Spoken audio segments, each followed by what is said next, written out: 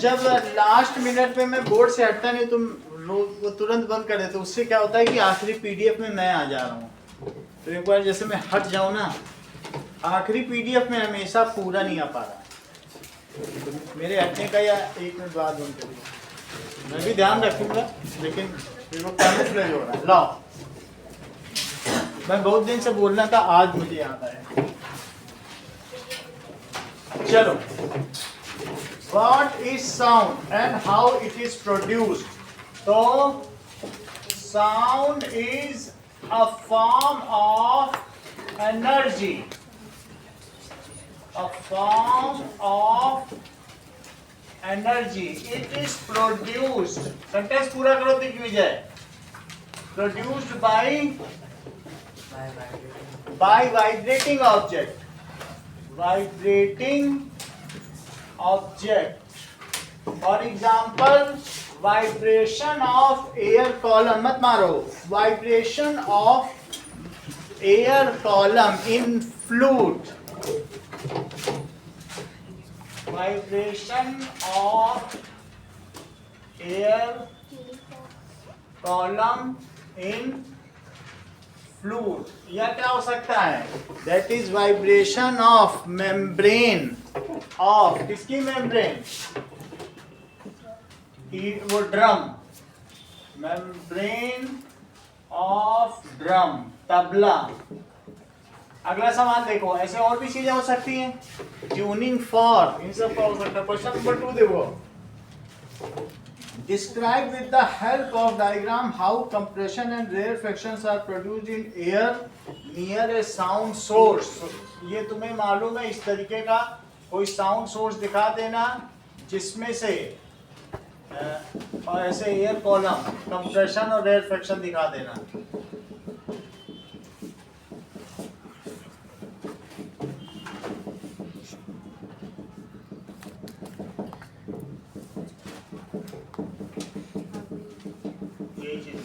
और इसमें लिख दीजिएगा कंप्रेशन,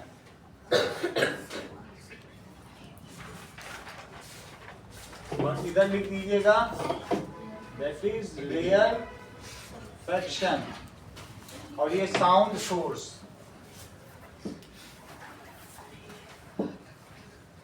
बस इतना ही दिखाना है with the help of diagram. अब जरा इसे डिस्क्राइब भी करना है। How compression, so when membrane, किसकी membrane? of speaker, ये membrane है, इस चीज को क्या कहेंगे? membrane, ठीक है? of speaker, ये vibrate करती है, then it creates a pressure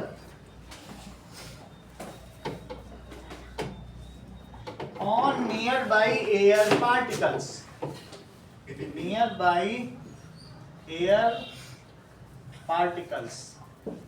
These air particles picks up energy या vibrational energy from, इसका जो membrane है उससे ले लेंगे। These air particles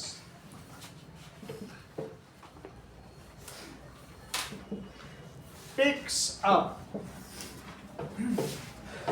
ठीक है, vibrational energy from speaker and produce, क्या प्रोड्यूस करेंगे? Compression and rarefaction. Compression is the region of high pressure,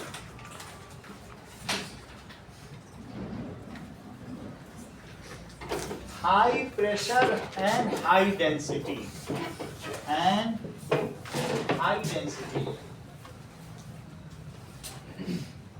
While rarefaction क्या है? Rarefaction is region of low pressure and low density.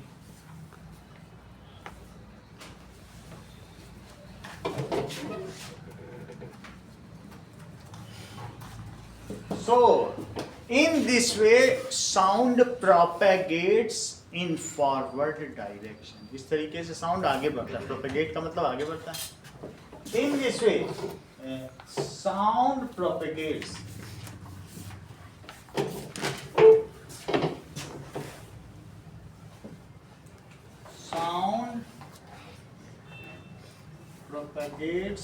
in forward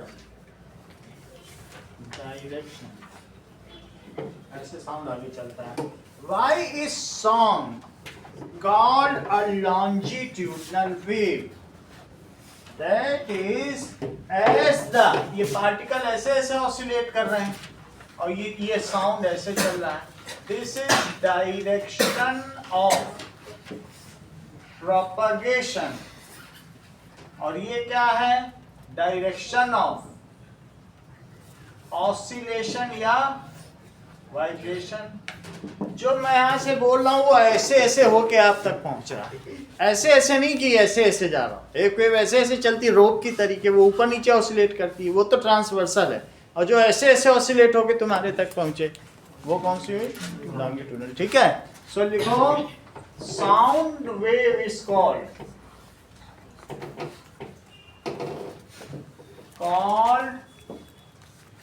longitudinal wave. Sentence पूरा करो Umesh. as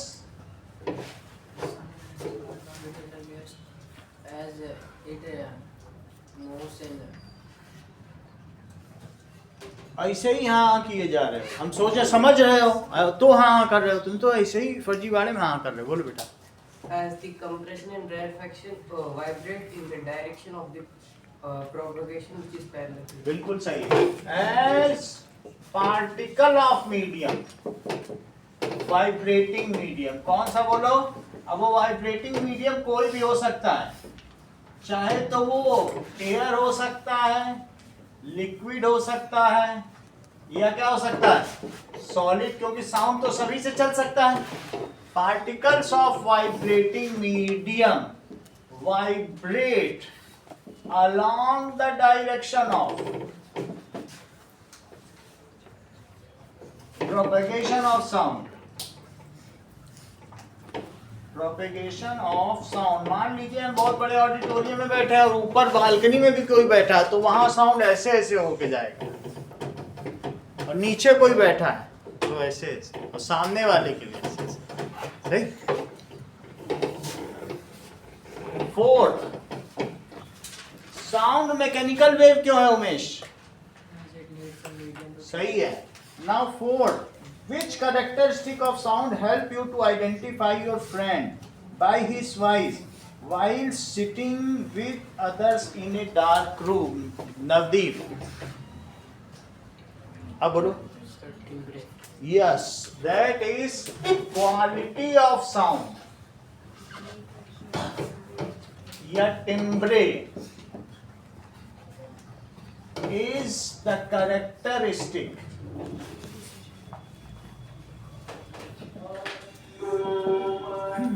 by which we can recognize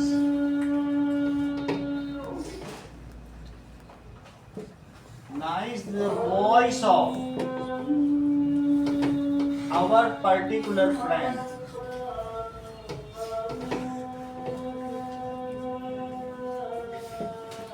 Different persons have different genetic construct of their voice box. Different persons का क्या होता है? ये जो लैरिंग्स है ये सबका एक जैसा नहीं बना है. तो different persons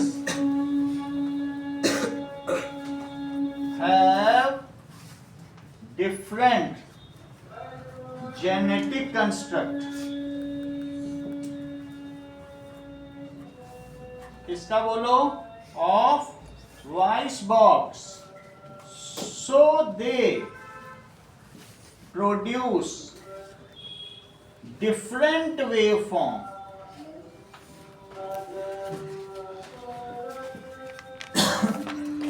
Which causes us to recognize the sound of our friend. सबके अलग अलग वेव फॉर्म, वो मैंने बनवा के दिखाया था ना, ऐसे ऐसे करके अलग अलग बनते हैं. Which makes us to recognize the sound of particular person. Sound of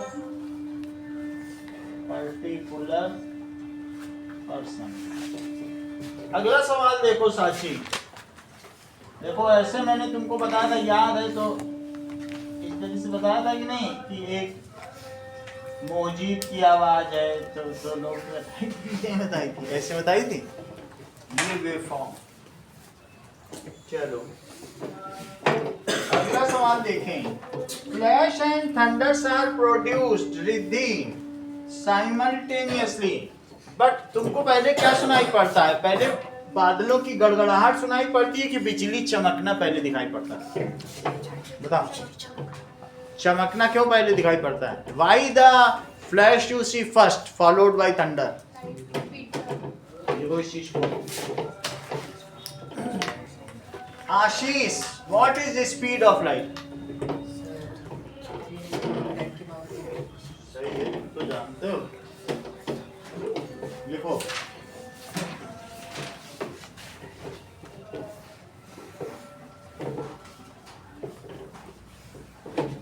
Now, lightning में क्या होता है कि flash and thunder, thunder storm कहते हैं. ड्यूरिंग थंडर भी आए, स्टॉर्म भी आए. तो क्वेश्चन नंबर 5.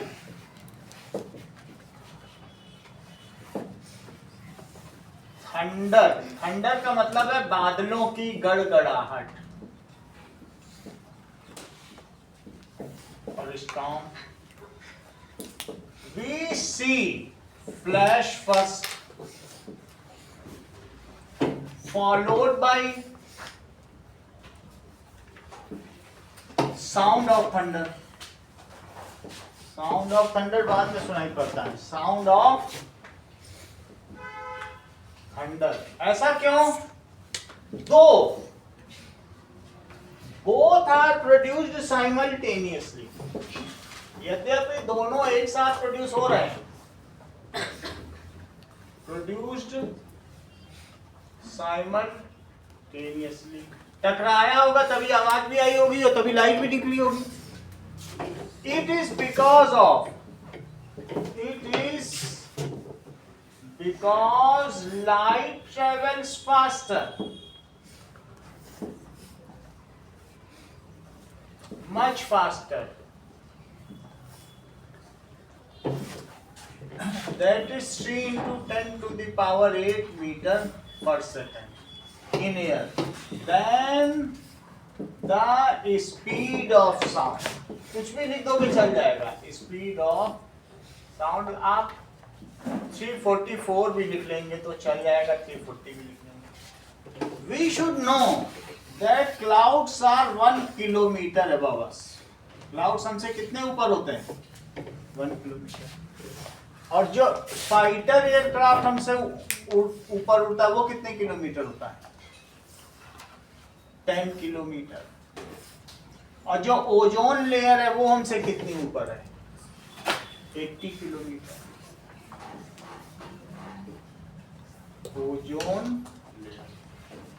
ओजोन लेयर का मतलब समझते हो? O3. वो हमको अल्ट्रावायलेट रेस से बचाती है. तो अब तुम समझ सकते हो ना, 1 किलोमीटर से बादल आते हैं. ये अगला देखो. हाँ, अभिनव, question number 6. A person has a hearing range from 20 Hz to 20 kHz. What are the typical wavelengths of sound wave in air? कह रहा है कि एक पर्सन की हियरिंग रेंज कहां से कहां तक है? 20 Hz to 20 kHz. तो 20,000 हर्ट्ज लिख दो या 20 किलो हर्ट्ज लिख दो. तो वो हमको न्यू दे रहा है. न्यू कितना दे रहा है? और हमसे पूछ रहा है लैम्डा बताओ. कह रहा हमें लैम्डा चाहिए. अच्छा, जैसे तुम 20 हर्ट्ज से 20 किलो हर्ट्ज तक सुन लेते हो, ये तुम्हारी रेंज ऑफ हियरिंग है, तो तो बताओ जो 20 हर्ट्ज है उसमें साउंड की स्पीड फास्टर होगी कि 20 किलो हर्ट्ज में फास्टर होगी? बोलो। 20 किलो हर्ट्ज में फास्टर होगी। संजना आप ही बताइए, ये 20 किलो हर्ट्ज बताना, साउंड की स्पीड कब फास्ट होगी? 20 किलो हर्ट्ज में। हाँ आप बताओ। हाँ बोलो। हाँ 20 हर्ट्ज। अनुष्का करेक्ट। यही चीज देखो, ये कितना रिटेंटिविटी है। कल भी हमने बताया था कि जो V है वो नहीं बदलता और न्यू लैम्डा बदलता है, इन्हें याद रहा। क्योंकि 344 वो टेम्परेचर पे डिपेंड है। तबला बजाऊं या बोलूं, क्या तुम्हारे पास पहले पहुंचेगा, एक ही साथ पहुंचेगा? साउंड की वही स्पीड ही है।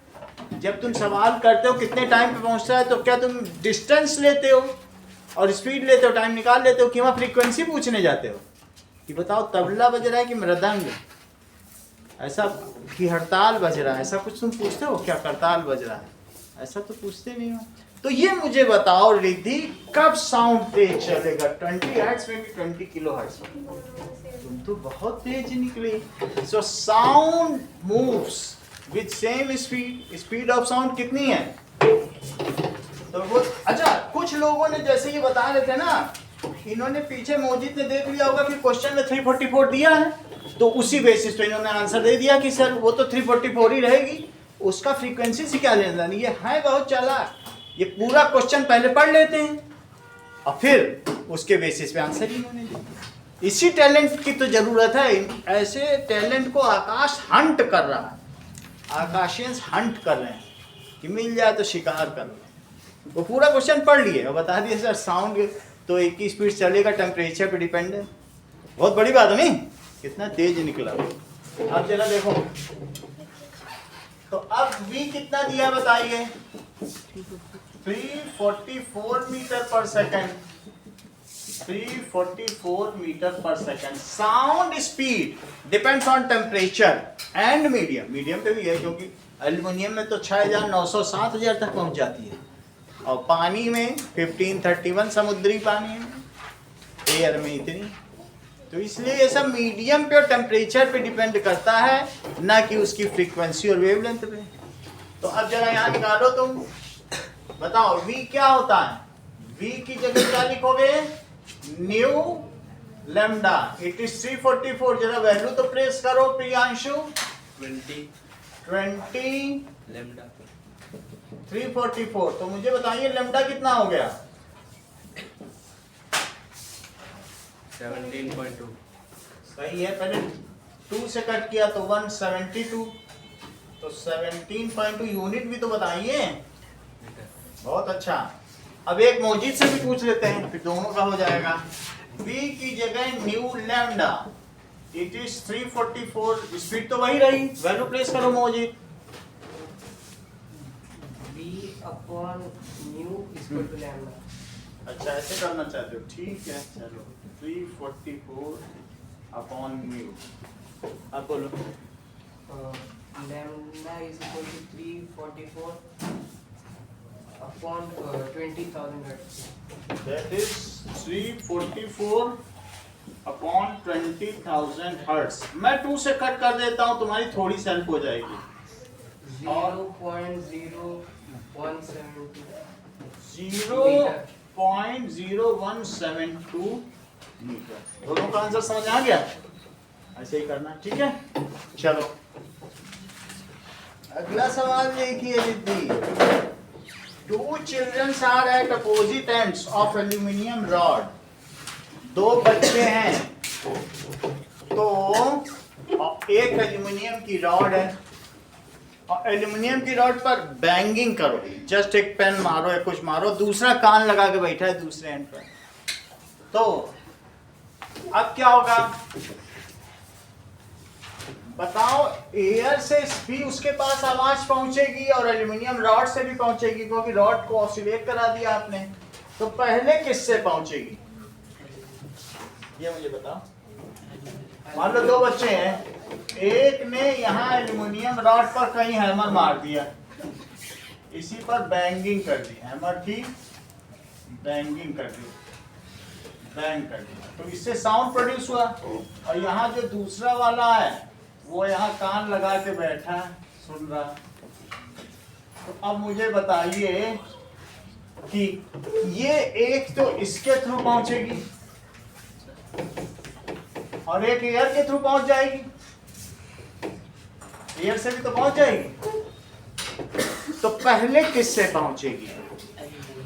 क्योंकि तुमने देखा होगा रेल की पटरी में लोग कान लगा लेते, पता चल जाता है ट्रेन बहुत दूर से आ रही है, पहले पहुंच जाती है, बाद में उसकी आवाज आती है। सो अब इस तरीके से इन एयर और इन एल्यूमिनियम। अच्छा, इस वेलोसिटी इन एयर कितनी होती है? जरा देखो, इस वेलोसिटी ऑफ साउंड इन ऐसा दे रहा है क्या? पीछे से देखें, 344 लिख रहे हैं, 344 मीटर पर सेकेंड। और वी इन एल्यूमिनियम के पीछे देखो, मुझे 642 metre per second. Velocity in aluminium it is 6420 metre per. ठीक है, लेंथ ऑफ रॉड कितनी हो गई बताओ? इतना इससे भी चलना पड़ेगा। लेंथ ऑफ रॉड को तुम एल मान लो, इतना मान लीजिए, तो ये भी एल है। डिस्टेंस क्या मानो? डिस्टेंस ट्रेवल्ड एल मीटर, और यहाँ पे भी वही है, चाहे उधर से चाहे उधर से उतना ही चलना है। तो डिस्टेंस कितनी हो गई? इट इज एल मीटर, जैसा डायग्राम में आपने दिखा दिया। स्पीड दी है और डिस्टेंस दिया है, तो टाइम का क्या फार्मूला होता है प्रियांशु? Distance upon speed. ऐसा ही होता है ना, क्योंकि स्पीड क्या होती है बताओ? स्पीड का फार्मूला होता है डिस्टेंस अपॉन टाइम। तो बोलो टाइम का क्या फार्मूला निकलेगा? यहाँ देखो, डिस्टेंस अपॉन स्पीड। तो टाइम इन एयर निकालो। डिस्टेंस तुमने एल मानी और स्पीड कितनी मानी? 344। और यहाँ पे बताओ टाइम इन एल्यूमिनियम क्या होगा? That is distance upon speed.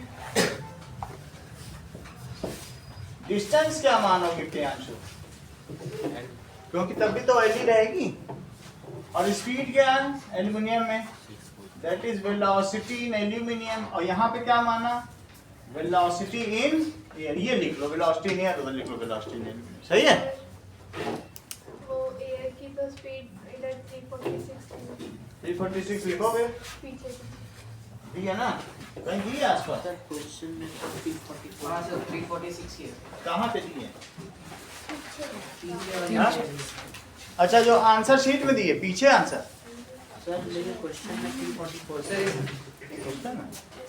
अच्छा, क्वेश्चन में ये कहने दी नहीं है। चलो, वो तो कहने क्वेश्चन में नहीं दिया, निकेश ने बता दिया। वो कहने कि दूसरे क्वेश्चन में दी, सर वहां से उठा लो। टेबल में देगा। सर इस वाला टेबल 46 46 सही है। अच्छा, एल अपॉन 6420, ये टाइम इन एल्यूमिनियम हो गया। और क्या इन दोनों का रेशो पूछा गया है? पढ़ो सवाल में, find the ratio of time taken. पहले क्या लिखा है बताओ? एयर लिखी कि एल्यूमिनियम? एयर लिखी। दोनों मैंने देखो हाईलाइट कर लिया स्वास्थ्य का। यहां तक समझ में आया कि मैं एक बार और बता दूं? तो तुम लिखो time in air upon time in aluminium. सही है? टाइम इन एयर कितना लिखोगे? L/346। और इसमें क्या लिखोगे? 6420। यहां तक बात सही है? अच्छा, अब मुझे बताओ, जब तुम्हें किसी चीज को डिवाइड करना होता है तो तुम क्या ऐसा साइन लगाते हो? यही तरीका है, दिस बाय दिस। लेकिन जो बात की चीज होती है, मान लो मैं तुमसे कहूं कि 8 डिवाइडेड बाय 2 करो, तो क्या तुम 8 इंटू 1/2 कर दोगे? बाद वाला पलटता है, ना कि पहले वाला। और इससे ये कट के कितना आ जाएगा? 4। तो अब मैं क्या करूं? L/6420/L। तो L से L कट गया। अब उसको मौजिक 2 से कट करो।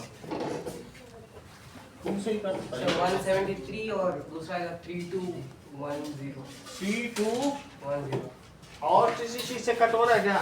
ना यही आंसर हो गया। इसको डिवाइड अच्छा फ्रैक्शन में भी बदला, पीछे आंसर दिया क्या? देख लो तुम्हें वही कर जो दिया होगा। इसका आंसर 18.55। हाँ तो कर ही देते हैं। तो अब इसमें क्या करो 173 और 32101 सही है। तो कितनी बार जाएगा बताओ? 173 11 से करो। अब कितना बचा? 11 तो 4 बचा और यहाँ 1 बचा और 0। ठीक है। क्या तुमको ये बात मालूम है 17 8 जा 136 होता है। 17 8 जा कितना हुआ?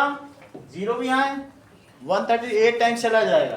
8 3 जा 24 और 8 7 जा कितना होता है?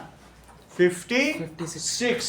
तो 58 और 8 1 is 8 प्लस 5 13। तो कितना बचा? 6 बचा और यहाँ 7 है, कैरी कर लेगा तो 9 बचेगा, 96 हो गया। अब डेसिमल लगा के एक 0 बढ़ा दो, सही है। तो डेसिमल लगाया और एक 0 बढ़ाया, बोलो कितना जाएगा? 17 5 जा 85 होता है। तो 5 टाइम्स मैं ले लेता हूँ, 5 3 जा 15 और 5 7 जा 35 तो 36 5 1 is 5 और ये 3 हो गया 865। तो अब कितना बचा? 5 बच गया और 9 बच गया। ये तो बार बार वही आ रहा है, वापस 5 है तो फिर 5 आ गया 865। कहने का मतलब है 18.5 बार। इसका ड्यूरेशन कितना हो गया? 18.5 बार ऊपर आया। अब इस टू 1 भी तो लिखोगे, रेशो पूछा गया है, यही ना लिख देना। तो तुम्हें आंसर में क्या लिखना होगा? दैट इज टाइम इन, किसमें ज्यादा समय लग रहा है? बोलो एयर में ज्यादा समय लग रहा है सोनाक्षी के एल्यूमिनियम में? एयर में, क्योंकि एयर में धीरे धीरे चलेगा। तो एयर में कितना टाइम ज्यादा लग रहा है? 18 गुना। तो आप लिखोगे कैसे?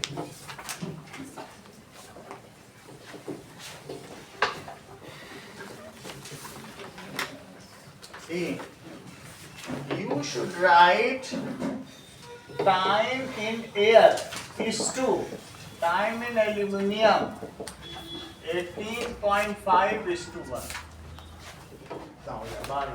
अगला सवाल देखें। 8th question, the frequency of sound source is 100 Hz. How many times it vibrate in a minute? बताओ, ये काम सोनाक्षी तुमको करना है। फ्रीक्वेंसी का फार्मूला बताओ।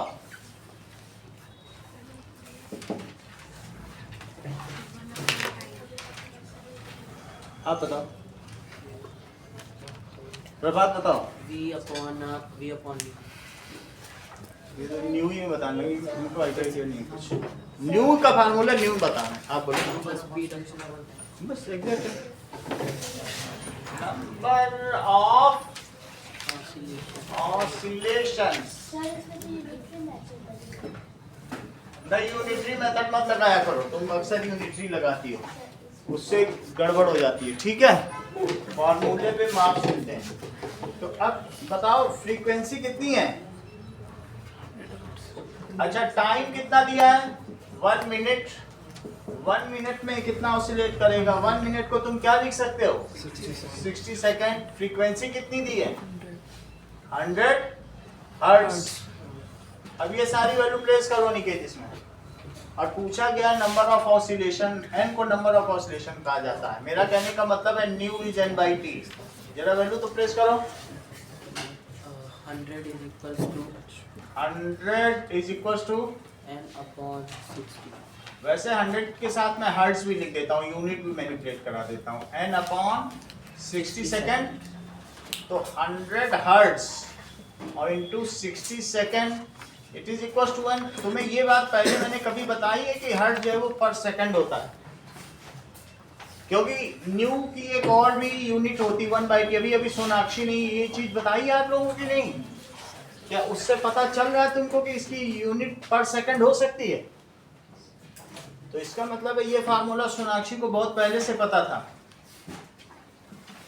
ठीक है, अब पर सेकंड से सेकंड कट गया और कितना आ गया, तो वो 6000 ऑसिलेशन कर रहा है। तो समझ में आया, 1 सेकंड में 100 कर रहा है, तो 60 सेकंड में कितना कर रहा होगा? सीधी बात है, 1 सेकंड में 100 कर रहा है, देख लो। पूछा जा रहा है 60 सेकंड में, मैनुअली कोई बता देगा। 10 सेकंड में कितना करेगा 1000, 60 सेकंड में कितना करेगा 6000। मूल्य की जरूरत नहीं, लेकिन दिखावटी बहुत जरूरी है। तो इसलिए क्या लिखोगे कि the oscillator will oscillate 6000 times in 1 minute। अगला सवाल देखिए साची, does sound follow the same law of reflection at lights? does, yes। इसमें भी 2 फार्मूले हैं, मैंने एक लॉ तो लिखाया, एक नहीं लिखाया। that is the incident wave, reflected wave and the normal drawn at the point of incident all lies in same plane। ये भी इसका है, जैसे तुमने लाइट में पढ़ा है ना पहले, वो इसमें भी लगता है। तो लिखो यस, क्या लिखेंगे, yes, that is sound follows the same law।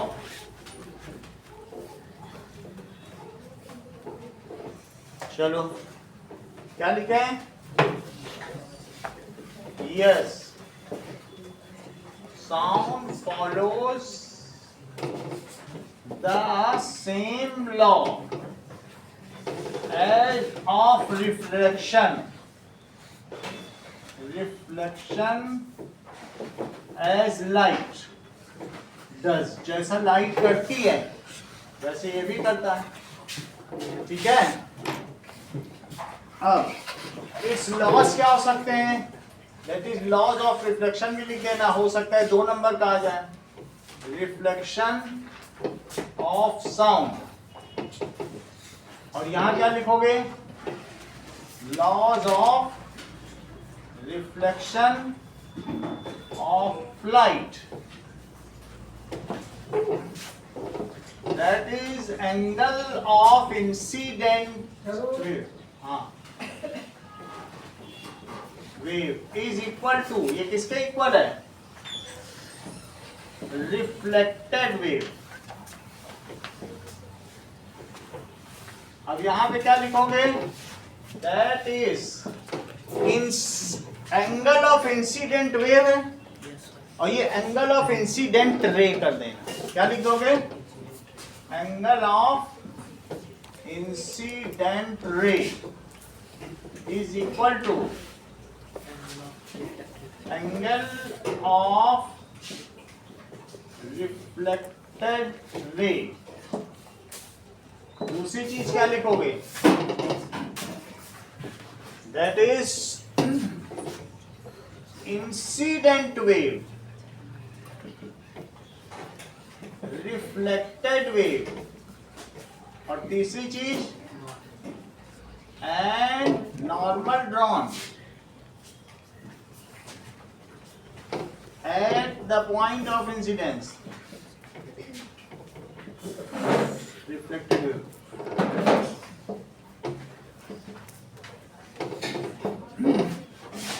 on hard surface, इसमें hard surface लिखना, वहां shiny surface लिख देना।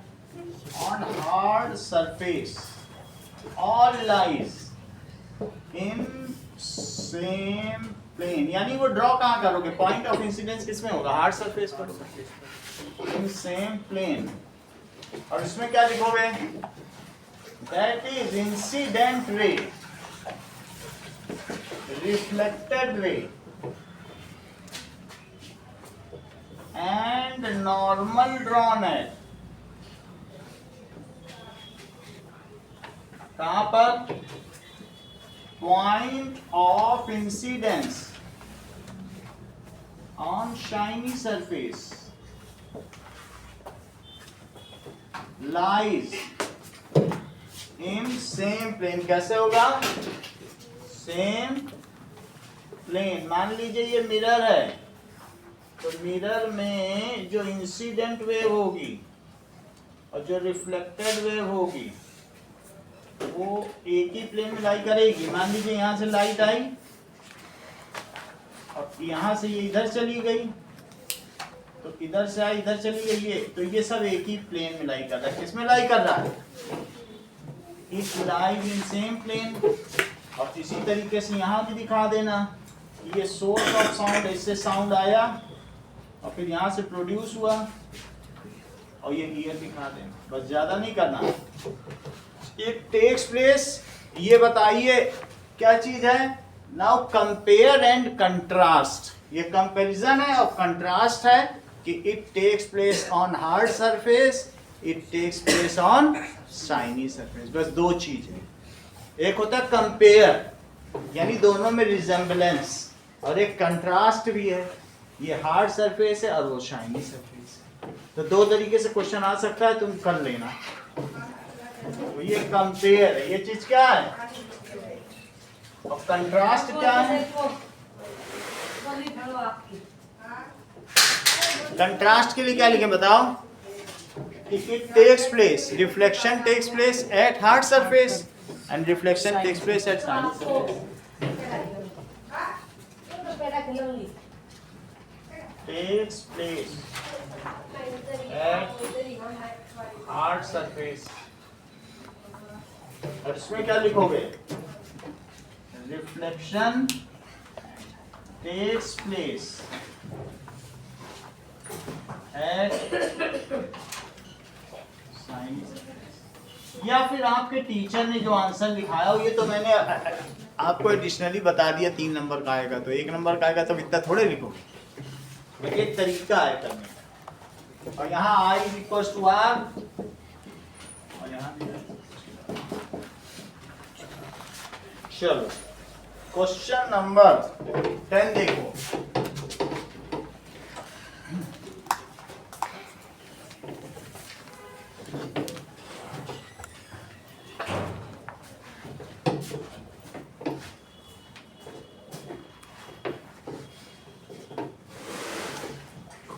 क्वेश्चन नंबर 10 क्या है? When a sound is reflected from a distant object and echo is produced, let the distance between the reflecting surface and the source of sound remains the same. Do you hear echo on a hotter day? अगर मान लीजिए ये source of sound है और एको produce करना चाहते हो from a distant object, ये कोई पहाड़ी है जैसे, और यहाँ पे आप खड़े हो, तो अब आप चाहते हो कि इको प्रोड्यूस करें, तो आप मुझे बताइए कि अगर यहां से गई आवाज और फिर यहां से वापस आ गई, तो मान लीजिए यहां से गई और फिर यहां से वापस आपके कान पे पहुंच गई, ये चीज। तो हॉटर डे में साउंड फास्टर चलेगा कि कूलर डे में? हॉटर डे में। अगर मान लीजिए कूलर डे में 0.1 सेकंड में तुमको इको सुनाई पड़ रही है, तो हॉटर डे में ये 0.1 सेकंड से ज्यादा लेगी कि कम लेगी? और अगर कम लेगी तो फिर वो रिवर्बरेशन की कैटेगरी में आ जाएगा, फिर वो एको नहीं है। समझ में आई बात कि नहीं? That is on hotter day. आपको मिनिमम टाइम तो चाहिए ही चाहिए, सही है? तो अब जरा यहाँ पे एक बात देखिए कि परसिस्टेंस ऑफ साउंड है, तो वी नो कि क्या चीज यहाँ लिखी गई है? For listening echo, the gap between, इसके बीच में produced sound and received sound, कौन सा साउंड? रिफ्लेक्शन की तो मैं बातें नहीं कर रहा हूं, रिसीव्ड साउंड, रिसीव हो जाए, रिफ्लेक्ट भी हो और साथ में क्या हो जाए? Produced sound and received sound. क्योंकि जब तुम प्रोड्यूस करोगे वो भी तो तभी सुन लोगे, ठीक है? एंड रिसीव्ड साउंड, ये चीज है। इनके भी गैप क्या और होना चाहिए? Should be minimum at least कितना होना चाहिए? एट लीस्ट 0.1 सेकेंड। It is persistence of sound, यानी कि हमारा पिछला साउंड का effect, the time duration till the effect of sound remains in our ear is called persistence of sound. इतनी डेफिनेशन तुम लोग जानते हो कि कान में वो कब तक हैंगिंग करता रहेगा, जो हमने बोला 0.1 सेकेंड। तो वैसे मैं इसकी डेफिनेशन लिखा देता हूं कि परसिस्टेंस ऑफ साउंड का क्या मतलब होता है? Time duration till the effect of sound remains in our ears। अब लिखो आंसर यहां से होगा। ऑन हॉटर डे क्या होगा बताओ? Sound will travel faster. Sound क्या करेगा?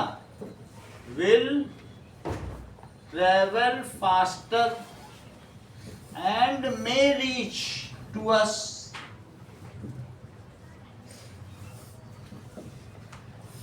at less than 0.1 second, so we may not hear the echo। भाई उससे पहले ही पहुंच जाएगा, तो वो तुमको रिवर्बरेशन लगेगा, जैसे आवाज गूंज रही है, लेकिन पता नहीं चलेगा कि उसका वही सही है ना। तो क्या लिखोगे? so we may not hear echo। इतनी अगला सवाल देखें। 11th give to practical application of reflection of sound। तो तुम लिख दो कि वैसे बता दो, दो रिफ्लेक्शन ऑफ साउंड के कुछ बताओ जरा। मेगाफोन और स्टेथोस्कोप। सही है, यही लिख देना। सो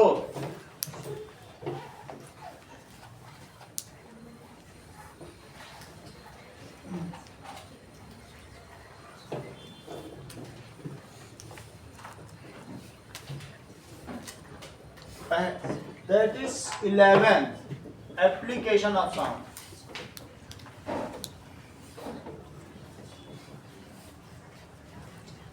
रिफ्लेक्शन ऑफ साउंड, सिर्फ रिफ्लेक्शन का बोल रहा है,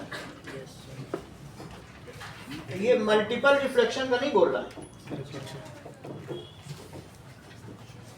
रिफ्लेक्शन तो उसमें तुम अल्ट्रासाउंड भी लिख सकते हो, क्योंकि अल्ट्रासाउंड भी तो रिफ्लेक्ट ही होता है। तो क्या लिख दो बताओ? पहला यूज्ड इन हॉर्न, मेगाफोन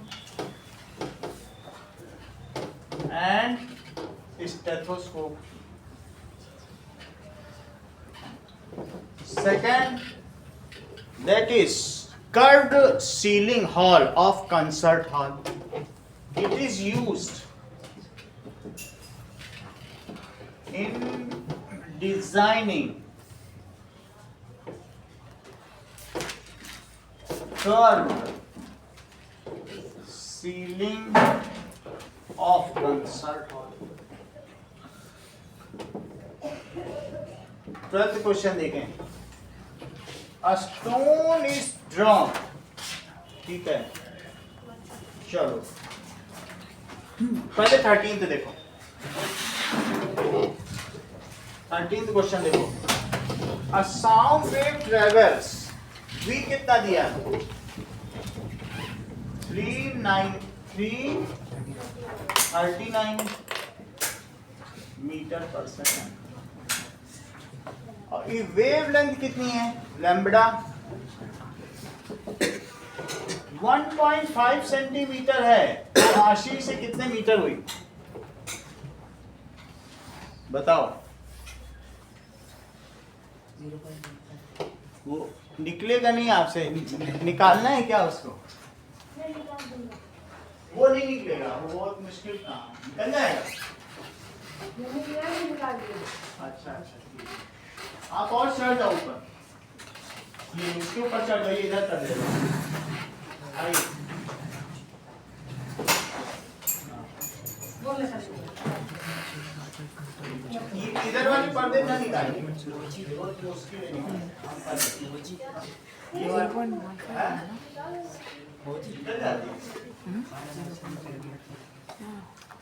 चलो कितना हो गया बताओ।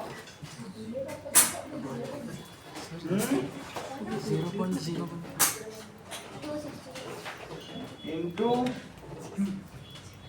That is equals to 1 metre upon 100 centimetre. सही है। तो ये कितना हो जाएगा 0.015 दो डिजिट पहले इधर आ जाएगा 0.1 डिजिट और एक और डिजिट। सही है कि नहीं। कितने मीटर। अब आपको क्या चाहिए frequency of wave. What is the frequency of wave. तो v इज इक्वल टू क्या है न्यू लैम्डा। ओके तो न्यू क्या हो जाएगा v बाई लैम्डा। v कितना है 339 मीटर पर सेकेंड और लैम्डा कितना है यही तो न्यू हुआ। ओके चलो 339। अब यहाँ कितने जीरो लगेंगे देखो 3 जीरो लगेंगे और अपॉन मीटर से मीटर कट गया और पर सेकंड कोई तुमने हर्ट्ज कहा था तो 15 बचा 15 से डिवाइड करो 22,000 और 600 और इसको हर्ट्ज लिख दो।